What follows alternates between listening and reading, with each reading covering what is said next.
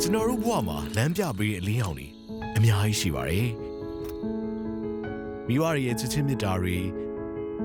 ဆရာမတွေရဲ့ပညာအလင်းရောင်တွေတငယ်ချင်းတွေရဲ့ကျင်နာမှုနဲ့သစ္စာတရားတွေအဲ့ဒီလင်းရောင်တွေကကျွန်တော်တို့ရဲ့ရှိရနေအမြဲကာကွယ်ပြီးလမ်းပြပေးပါတယ်ဘုန်းကြီးပါဒီဘဝတက်ရှိပါပညာတတ်ကြီးဖြစ်ပါစေနော်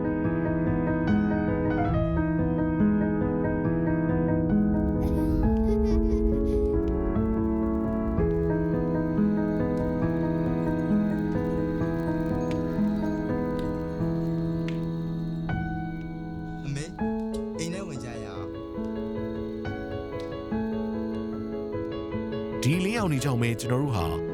ဘဝခီးလန်းကိုခိုင်မာစွာရှောက်လန်းနိုင်ခဲ့တယ်လို့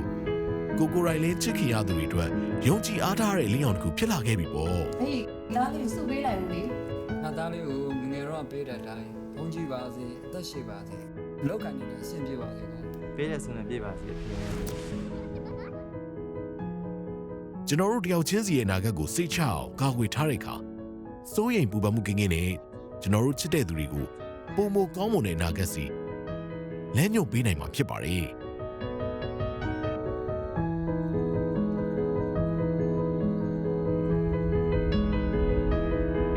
ကျွန်တော်တို့အရာစွန်ဖို့အာမခံနေနဲ့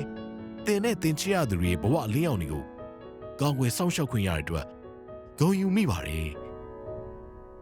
ရှေ့ဆက်ပြီးတော့လေဘဝခီးလန်းတစ်လျှောက်မှာနှွေးထွေးမှုအောင်မြင်မှုဆိုတဲ့အလင်းရောင်တွေကိုကာကွယ်ပေးဖို့အတွက်လက်တွဲဖော်မှုကောင်းတစ်ယောက်ဖြစ်အမြဲတူရှိနေမှာပါ